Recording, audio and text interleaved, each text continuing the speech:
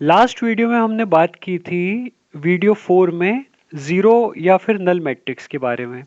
Class 5 में हम बात करने वाले हैं कंपेरेबल मैट्रिक्स और इक्वल मैट्रिसेस के बारे में। ठीक है, तो कंपेरेबल मैट्रिसेस क्या होती है पहले उसको देख लेते हैं, उसकी डिफाइन कर लेते हैं, फिर उसके बाद उसको पूरा समझते हैं कि what do we actually mean by comparable matrices. Clear? तो देखते हैं sorry. Two matrices A and B are said to be comparable if they are of same order.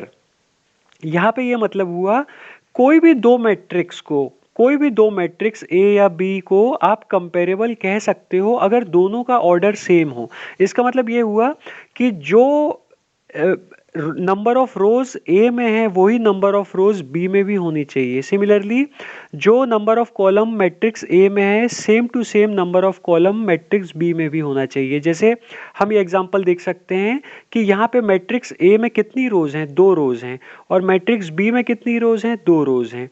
Similarly matrix A में कॉलम कितने हैं, 3, और मैट्रिक्स बी में भी कितने कॉलम हैं, 3। इसका मतलब ये हुआ कि ये दोनों मैट्रिक्स को हम क्या बोल सकते हैं, कंपेरेबल मैट्रिक्स बोल सकते हैं। क्लियर?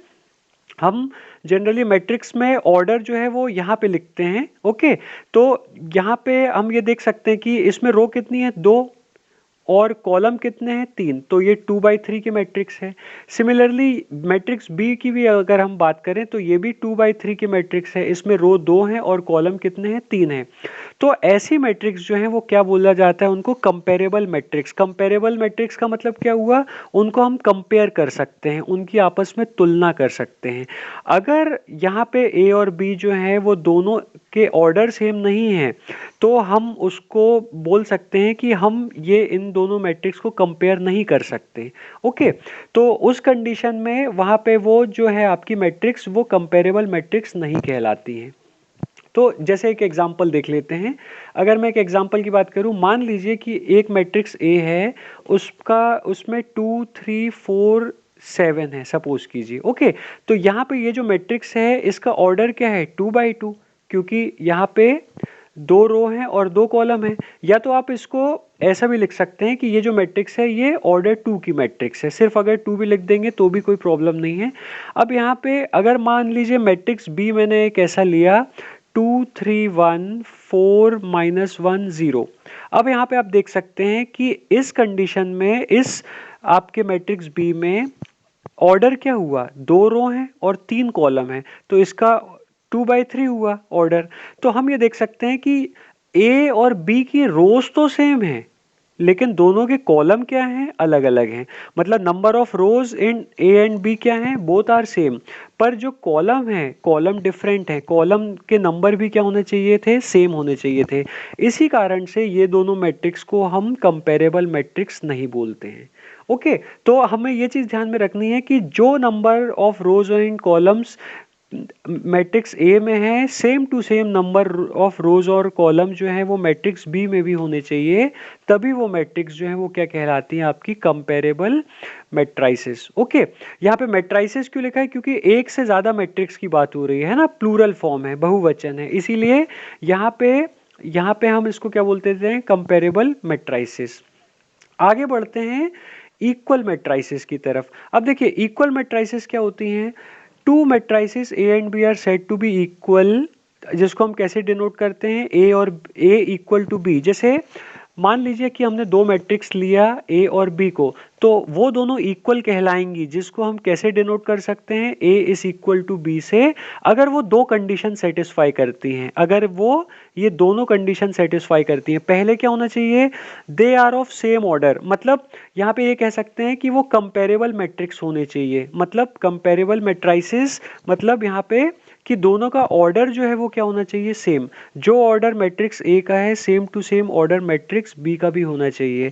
और सेकंड कंडीशन क्या है, देयर करस्पॉन्डिंग एंट्रीज और एलिमेंट्स आर इक्वल।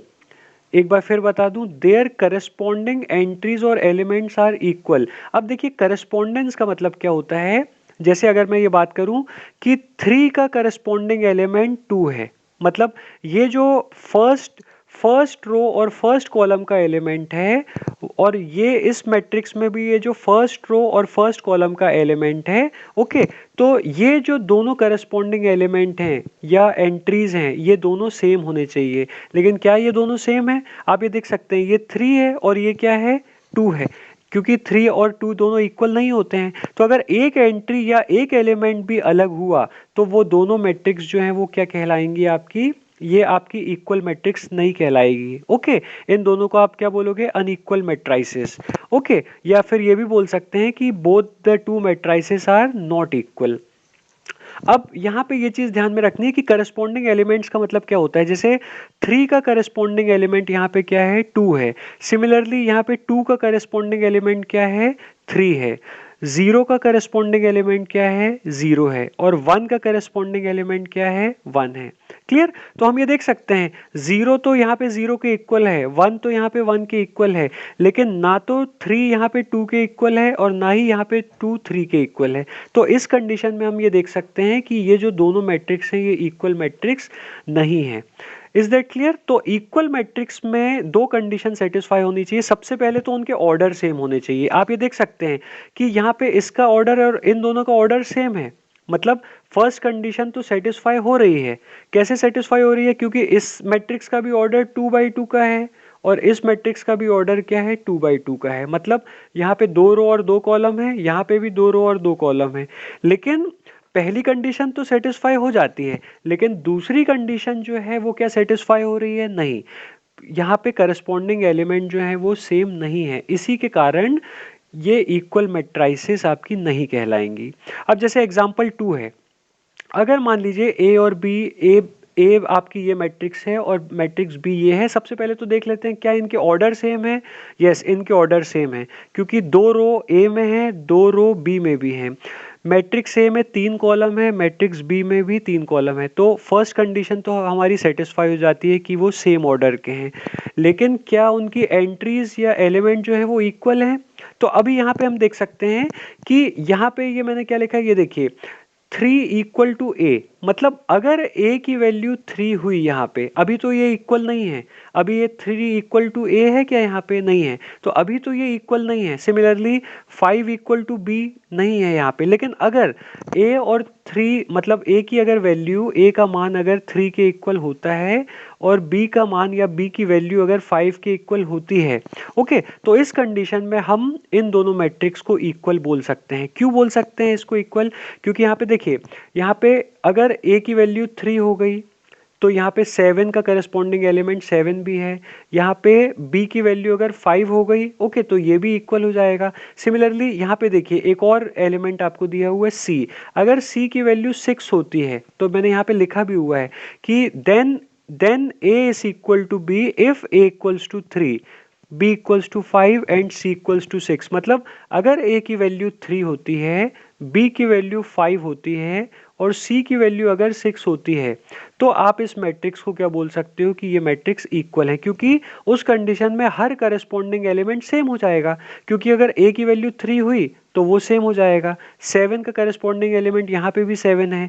b की अगर वैल्यू 5 हुई तो यहाँ पे उस कंडीशन में ये एलिमेंट भी सेम हो जाएगा। सिमिलरली ये देख सकते हैं 2 का करस्पॉन्डिंग एलिमेंट यहाँ पे 2 है, 9 का करस्पॉन्डिंग एलिमेंट यहाँ पे 9 है, और यहाँ पे अगर c की वैल्यू 6 हुई तो ये जो मैट्रिक्स है ये आपकी a और b ये दोनों क्या हो जाएंगी, इक्वल मैट्रिक्स।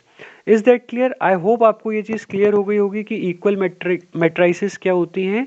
तो इस वीडियो में हमने देखा है कि कंपैरेबल मैट्राइसेस क्या होती हैं और इक्वल मैट्राइसेस क्या होती हैं। नेक्स्ट वीडियो में हम बात करेंगे डायगोनल मैट्रिक्स के बारे में। Thank you.